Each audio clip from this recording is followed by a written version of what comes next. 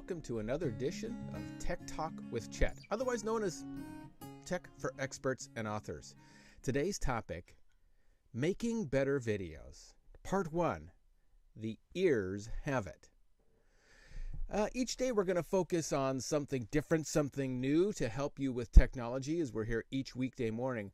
And this week I wanted to start off with a series of things that I absolutely love, and that is something called video. Now, why focus on video, Chet?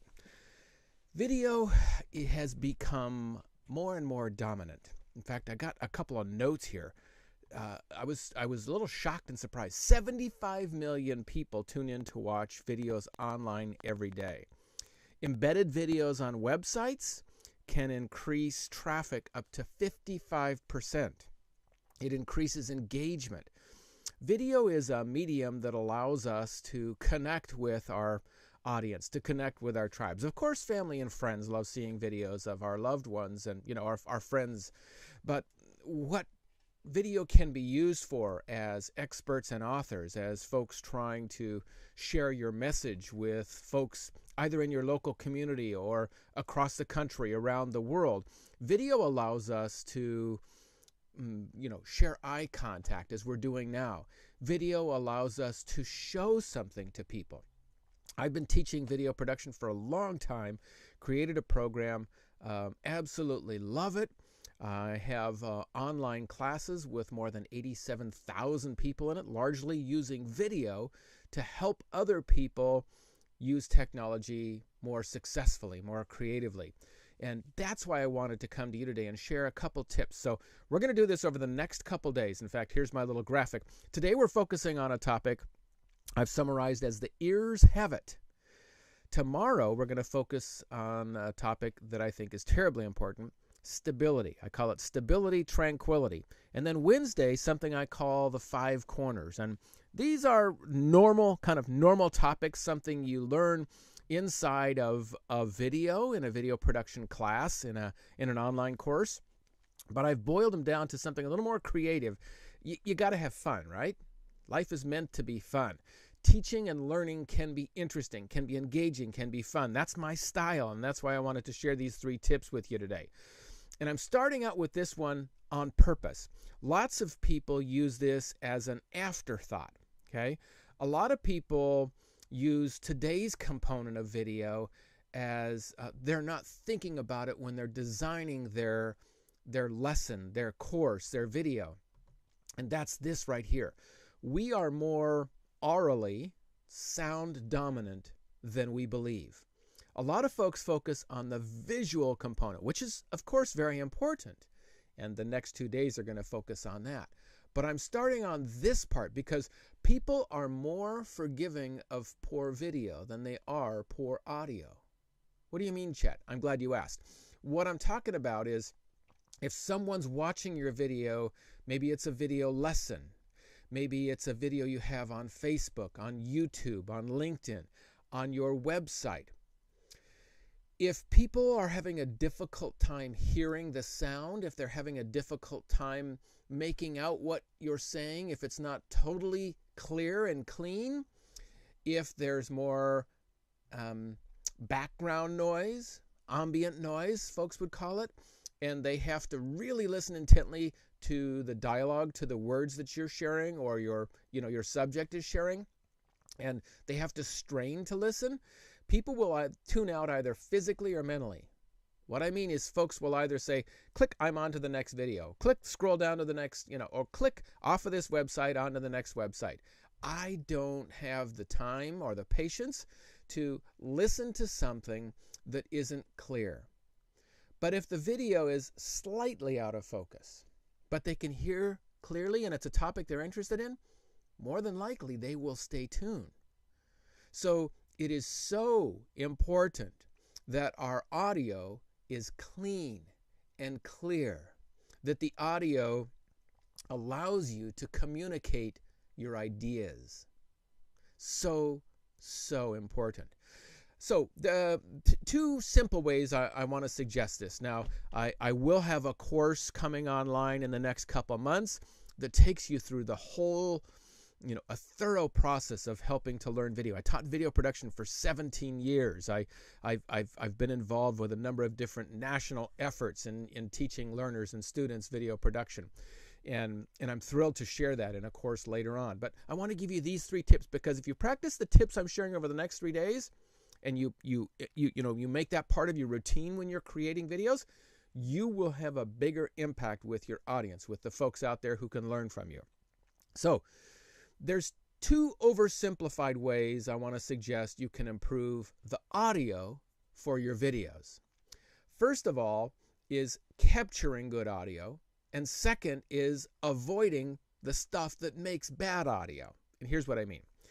As far as capturing good audio, oversimplified, the secret to good audio is getting your microphone as close to the sound source as possible. For me, that's my voice this morning, and I have a microphone that's just below, there we go, see? Their microphone is just below my mouth. In fact, about 3 weeks ago on the program, we talked specifically about my recommendations of microphones for live video if you're, connecting to a computer. But today I'm also talking about if you're shooting video outside of your office, outside of your studio, outside of your home. Maybe you're on location, right? Maybe you're at a coffee shop. Maybe you're in the foyer at a conference. Maybe you're traveling and you want to shoot some videos. Think of my friend Marco there. But what I'm talking about is the ability to connect some kind of microphone and get it as close to the sound source as possible. Some folks will just use the microphone that comes with your smartphone. So I have an iPhone, for example, and the white earbuds that come with it. The microphone is right here when you put those in your ear. That's better than just having the microphone on the camera, because you're getting the microphone much closer to the sound source, to my mouth. Some people will also use what we call a lavalier mic, or a lav mic, L-A-V. And that's a microphone you plug in to either your camera or even your smartphone, and it'll clip right here on your shirt or your blouse.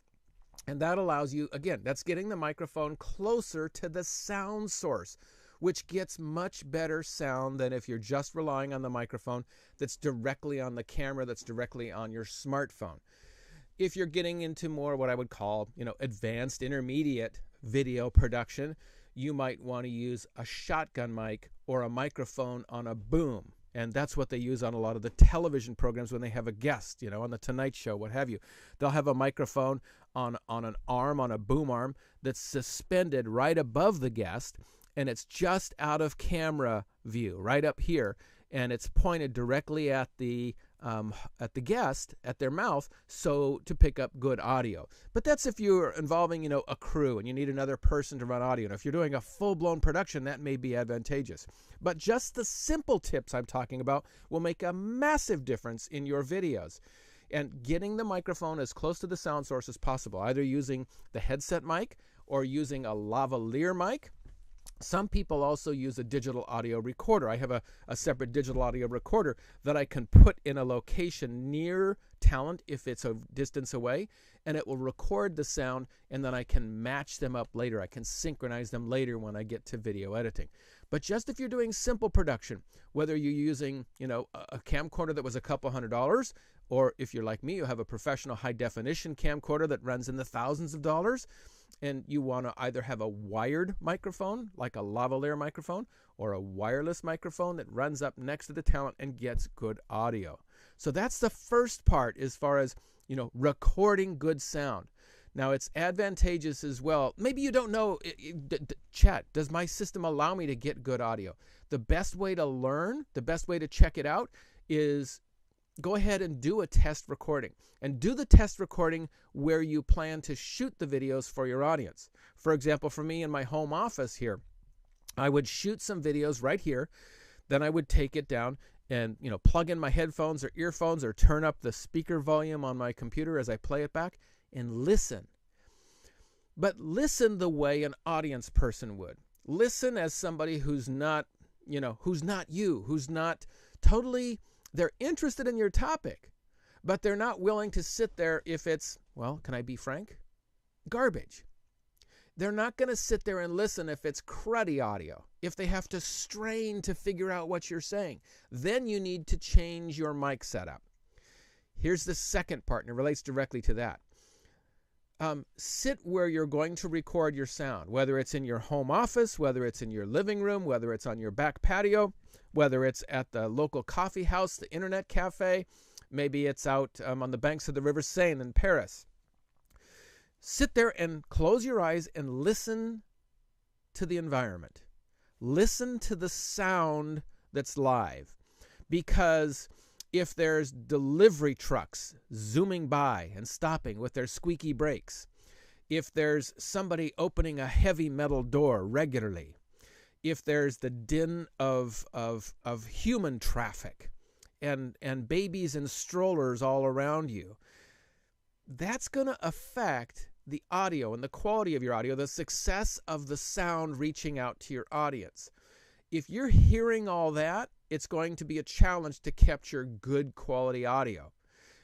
All the more reason you want to have an external microphone connected, because the closer the microphone is to your sound source, to your mouth or your subject's mouth, the less the sound around you is going to be picked up. Okay?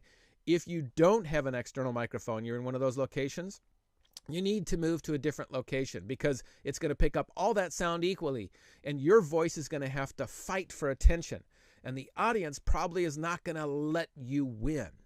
So you want your sound to be the dominant part of the audio landscape, what we call the oral scape, and we'll talk more about that in the coming weeks. Okay, so again, today's tips focusing specifically on the ears have it.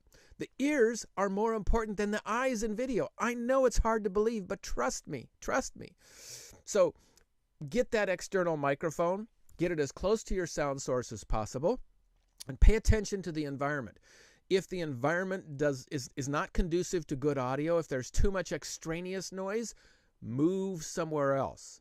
Get away from those, annoying sounds around you and get to a space that has good, clean audio. Okay, that's it for today's topic. Chet Davis, your technology tutor, delighted to be with you each weekday morning as we focus on technology tips for experts, authors, other folks using it for business.